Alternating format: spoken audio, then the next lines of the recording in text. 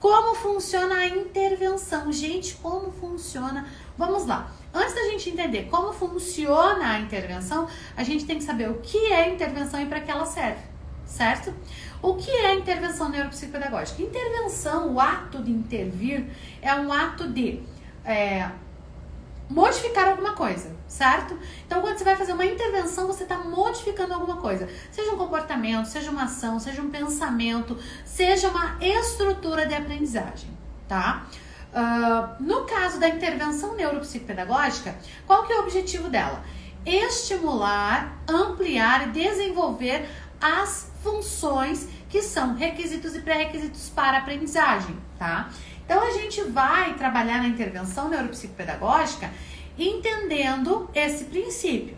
Então, como que elas funcionam? Você vai elaborar um plano de intervenção com atividades que vão desenvolver o seu paciente dentro das suas potencialidades, dificuldades, né, áreas de interesse, onde nós vamos ter como objetivo ampliação e modificação de estruturas cognitivas, tá? Esse é o objetivo da intervenção, é assim que a gente elabora uma intervenção.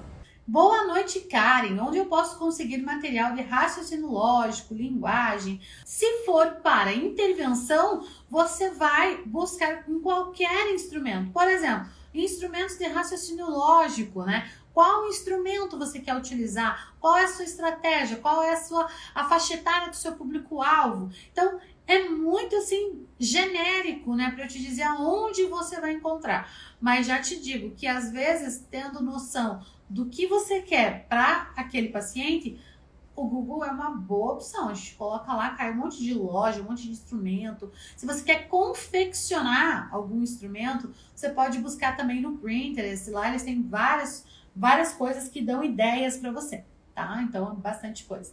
E eu tenho, né, se você for do clube da NeuroPP, todo mês é liberado para os assinantes do clube da NeuroPP um e-book com atividades de estimulação cognitiva para aplicar na intervenção. Então, tem ali de 5 a 10 atividades por mês que eu elaboro, são atividades que eu sempre utilizei, né, nos meus atendimentos, e por isso eu compartilho lá em e-books. Tem temáticos, tem outros que são várias atividades, mas todos eles contemplando a estimulação de funções cognitivas. Para a intervenção, não é como os testes padronizados, temos que comprar. Bom, os testes nós temos que comprar também. Na intervenção, você pode tanto comprar quanto confeccionar, não tem problema algum. Você pode confeccionar instrumentos de intervenção. Eu, inclusive, no meu método, eu disponibilizo um bônus para os meus alunos que chama Construção de Material Estruturado, que eu mostro os instrumentos que eu mesma confeccionei, desenvolvi. Às vezes, peguei uma ideia de uma coisa, de outra coisa e montei, né? Então, lá eu ensino tudo isso. Se o seu objetivo já foi alcançado com X número de intervenção, mas os pais querem mais, isso é viável? Com certeza! Por quê? Porque a intervenção ela não vai só superar um déficit, uma dificuldade, ela vai potencializar. Então, não tem problema. Enquanto os pais quiserem a intervenção, pode fazer, não tem problema nenhum, tá? Não é antiético, não é proibido. Por quê? Porque a neuropsicopedagogia ela não trabalha só com dificuldade, a gente trabalha também com desenvolver o potencial. Então, quanto mais estímulo, mais vai desenvolver essa criança, esse adolescente, esse paciente que você tem, tá? Então, pode continuar. Neuropsicopedagogia institucional não tem avaliação.